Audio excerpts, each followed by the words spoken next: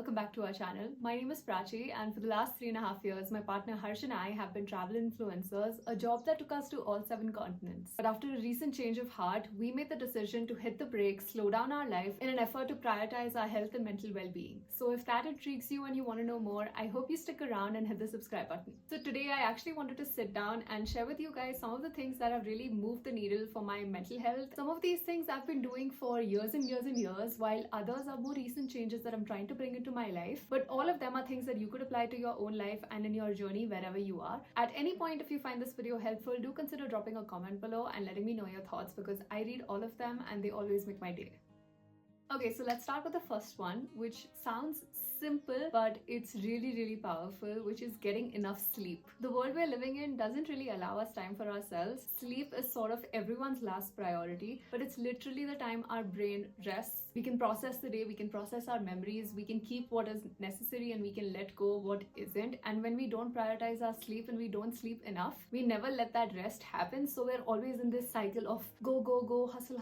And then comes a big crash where you really need to rest. You know, you've heard those stories of people who never sleep, or like who are such big workaholics that once they do sleep, they sleep for 96 hours because that's how much their body needed to rest. Well, we don't have to let life get till there. I personally found that just having like a good 8 to 9 hours of sleep every day makes me look forward to the day, makes me feel excited for what's coming. When I compare that to how I used to live before, especially like in college, and there wasn't enough time to sleep because there was work to get done, friends to hang out with, parties to get to, barely getting like 4 to 5 hours of sleep every day. I was a night owl. I would drink a lot of coffee, never fall asleep until 2 a.m. and it just messed up my cycles so much. I had the worst acne of my life at that time. I had the worst anxiety of my life at that time, and I was always in a bad mood and nothing ever felt really right because I wasn't getting enough sleep. So now I have fixed hours that I need to get in my day. So I have a nighttime routine as well that really helps me wind down. I read a book, I journal a bit, I do some stretching in the bed, I talk to Harsh and we process our days. Earlier, I would like shut off the lights, hit the bed, and then my mind would just wake up and there was so much chatter going on and I would just keep talking to myself for like 2-3 hours. But now I feel like my nighttime routine is definitely helping, and also just having structure in the day is helpful, and having a routine in the day is helpful. I also understand that the life that our modern world requires us to live doesn't really afford us the luxuries of rest and sleep. So we have to make the choice to prioritize it, because nobody else is going to do it for us and nobody else is going to let us do it until we decide to take the matter into our own hands. So yeah, these are just small things with sleep that have really helped me feel more energized, feel more happy, feel more fulfilled. Next thing I want to talk about is a really simple ritual that all of us do, at least I hope all of us do, which is having a shower or having a bath. This simple 5-minute thing is actually the thing I look most forward to after waking up, because I don't know what it is, the water just carries some sort of energy, and every time I get under the shower, I just imagine it washing off all negative energy, and I just imagine it washing off all anxieties and all negativity off of me. There was a time in my life where I was so bothered with work that I couldn't even spare a few minutes to go have a shower. And those days, I would feel icky, I would feel not my best, I would feel like a sloth, I would not want to leave the house. I mean, you know, the days you don't shower because you're feeling lazy, like a random Sunday. You don't want to do anything on that Sunday, you just want to get into bed and just watch Netflix for 8 hours. That's not really healthy, is it? So now every day that I'm showering, I imagine the water to just sort of be sort of a conduit that takes off all the negativity and washes it right off me. And I also take those 5 minutes or 10 minutes in the shower to sort of visualize good things happening to me and meditating in some sort of way, because I find it really hard to make meditation a part of my routine because my mind never really shuts off. But I find myself in the shower just not doing anything and just watching the water, so I just sort of take that moment and combine it with like a quick 2-minute focus on my breath, focus on meditation. I sort of look at showering as an instant rebirth. Every time I shower, I'm like this brand new person, full of energy, full of enthusiasm to take on the day, content, relaxed, happy, just everything that I need to have an awesome day. And it's just sort of this little mindset shift that I've done, from having a shower be just a thing that you have to get done, to sort of looking at it as a, wow, I get to take this opportunity to clean myself of all these baggy emotions that I don't want to carry, of all these negative energies that have attached themselves onto me, and I just sort of look at it as a rebirth. But it's such a simple shift, but so powerful. Okay, this next one is a bit abstract, but I'm sure you've heard about it before. It's called self-compassion. What I understand it to mean is talking to yourself nicely, having compassion, being kind to yourself, and just sort of being your own cheerleader. Now, let me tell you, this is not something that comes naturally to me, and I'm pretty sure some of you are struggling with it too. If you've seen my previous video where I was talking about my experience with social media, I'm sure you figured out that I was not in the best place mentally, and I was not talking to myself kindly. I had the worst opinion of me, and nobody was a bigger critic of me than me myself. So how did I change it? Well, I became aware of it. I became conscious of it. One day I listened to my self-talk and I realized I don't want to be doing this to myself anymore. If I had a best friend who was constantly saying negative things about me and was constantly ridiculing me, I would cut off that tie like this. I wouldn't have that friend in my life anymore. So why was I doing that to myself? So that mindset shift sort of just woke me up one day and I decided to not do that anymore. So the thing that really helped me here was using affirmations. Now I'm sure you must have heard of affirmations. They're basically statements that affirm a good truth about yourself. And for people like us where it doesn't come naturally, having these statements and just saying them again and again, saying them out loud to yourself makes you believe it from the inside. So just some simple statements like, I love myself, I'm proud of myself, I can do anything, I am strong, I am capable, I deserve happiness, I am lucky, I can manifest anything I want. Just these simple statements, just making them a part of your day, maybe saying it to the mirror every morning you wake up and just sort of making it a mantra that goes on in your brain all the time. It may start off as, why am I doing this? This sounds so fake. I don't understand what's helping me here. But trust me, if you push through it, you'll start believing it for yourself, and then nothing is going to stop you from getting all the happiness in the world. Food is fuel. This is a thing that I didn't really realize until very recently. Imagine a car that you really love. Maybe it's the car you own or it's your dream car. Now let's say this car works only on petrol.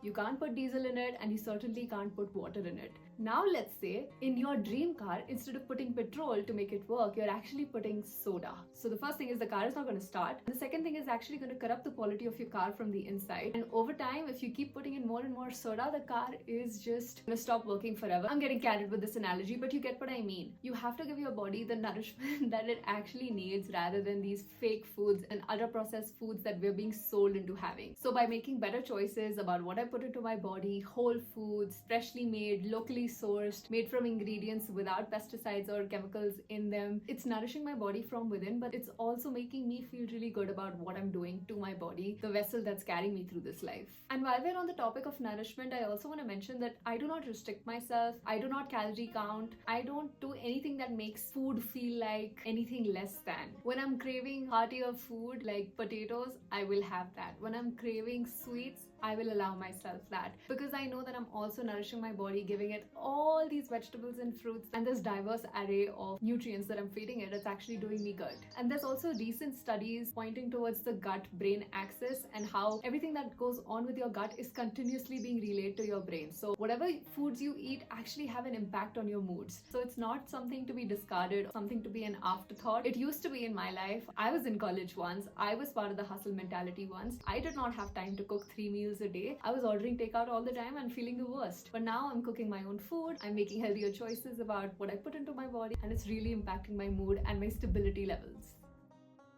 This next one is something that's really dear to my heart. Harsh is probably tired of hearing me talk about it. It's connecting with my inner feminine energy. The world as we know it has two major energies running through it, even though we may not recognize it, and those are feminine and masculine energies, which are basically what you may also call yin and yang. Feminine is the more yin, while masculine is the more yang. Feminine is the more softer, the calmer, the nourishing, the nurturing, the more emotional one, versus the masculine is the more stronger, the more providing, the more productive, the more go-getter type. Now don't mistake this to mean that feminine energy is possessed by women and masculine energy is possessed by men. Actually, there's a good balance, or ideally there should be a good balance of both in both genders and all genders actually. But what ends up happening is the society that we're living in values productivity, hard work, struggle, determination. We start basing our self-worth on our productivity and how hard we're working on our jobs. So when I identified that I was completely in my masculine energy for the last few years, a switch went on in my brain brain where I was like, I'm completely discarding this other half of myself, which actually makes so much of who I am, but I'm shoving it under the carpet because it's not valuable according to the society I live in. So embracing those inner feminine traits of myself, things like resting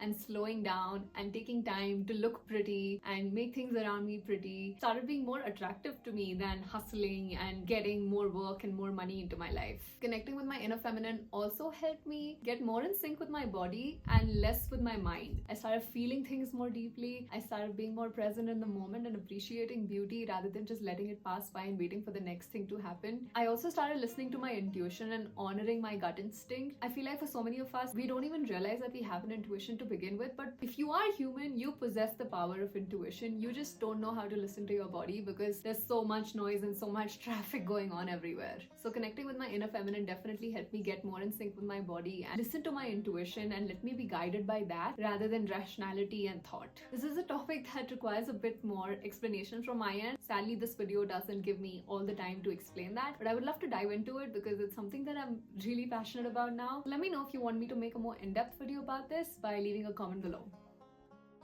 Okay, next one is delaying gratification. Coming back to the world we're living in, we're so used to getting things instantly. You place an order for food, it's here within 30 minutes. You need some toilet paper because you've run out, you place an order on an app, it's here in 10 minutes. You want to feel valuable about your life, you post a selfie on Instagram, boom, 100 people like that photo, and suddenly your body is rushed with all these happy hormones that make you feel like everything is okay. And I was a part of that cycle too, where I just wanted things to happen instantly. Helping delaying gratification has been a recent change that I've made, but it's one with really strong effects. Now I make videos just because that's what I want to do. That's how I express myself and that's how I express my creativity. Now I'm getting real value from it because I'm doing it for me and not for someone else. A change that I've made personally is switching from making Instagram Reels as a creator to now making YouTube videos. With Instagram Reels, it's all very instant. You get an instant hit of dopamine and the gratification is instant. But with YouTube videos, we're certainly not getting the average number of views that we would on Instagram.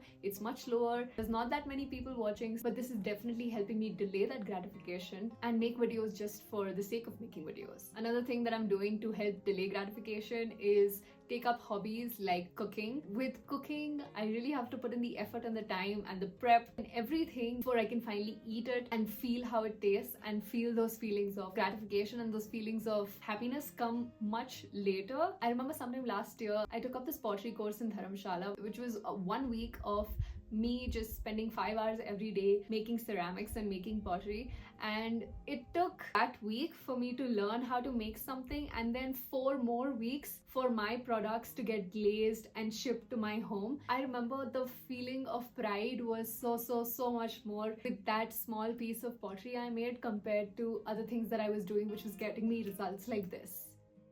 Next thing on my list is journaling. This is something I've been doing for 7-8 years now. It's really like a time capsule of my whole life and my whole journey and my whole shift of perspective and mindset that I can see happen over years, and it's so fascinating to me. Journaling is a tool that you can use however you want. It can be a pen and paper, or it can be over the computer where you type in on a Word document, or you can be as artistic with it and make paintings in your journal, or you can be super traditional about it. For me personally, I use a blend of journaling prompts, which are basically questions to help you spark that thought process in your brain, or sometimes I also just record my day and record my emotions, or when I'm particularly feeling heavy or when things are not going right and I want to process those emotions and I want to brain dump and put it out on paper so I can feel lighter. I also use journaling as my tool for that. Easiest way to start is just get a notebook, just get a pen and just write down about your day to day. Like, what did you do? Did you meet any friends? Did you learn something new? Anything of interest, just write that down and sort of make it a practice to do it every day. It's something that Harsh has started doing recently, and he's telling me every day how much it's helping him, and he has a morning and nighttime routine where he has journaling a part of it, and it's been so helpful for him and also for me over these last 7-ish years of me journaling. I have like this fat stack of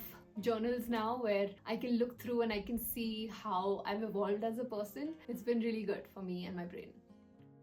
Okay, the next thing is asking for help. By asking for help, I mean everything under the umbrella from asking a friend for help to getting help from a professional like a therapist. I was someone who was Like, I'm gonna figure this all out on my own. I don't need no help. I don't need no friends. I don't need anyone. I can do everything by myself. And again, not useful, had me stuck for a really long time, and I really didn't need to be stuck there. If I would have just asked for help earlier, I would have been in a much better place earlier. But it's fine. You learn with experience and you learn with time. And let me tell you that it's okay to ask for help. It's okay to not know everything. You are human. You're not a supercomputer who knows everything. You're not Google. You still have a lot of questions unanswered, and it's okay to ask for help from people who may know things more than you. I've been in therapy for 9 months-ish now, like constant therapy for 9 months-ish now, and it's really helpful. I've also worked with a life coach where we worked on my habits and my self-compassion. I'm also getting much better at asking help from Harsh and from my friends and from people around me when I don't know how to do things. And of course, when your ego is running your mind, you sort of feel like, ooh, I can't do that. I don't need to ask for help, I know everything. But once you become aware of how big the universe really is and how small your time on earth is, it doesn't really matter if you make a mistake or if you ask for help or if you are not the perfectionist that you thought you were. It's all okay. And just accepting those things is literally the first step to getting better. So that was all I wanted to say in this video. Please do let me know in the comments below if something stuck with you, and if there's a new habit that you're trying to embrace, or if one of these things you've already been doing and it's been helpful in your life. Just let me know in the comments, because I really appreciate reading them, and I also appreciate you spending the time watching this video. I have so much gratitude for you. Thank you, and I'll see you next time. Bye.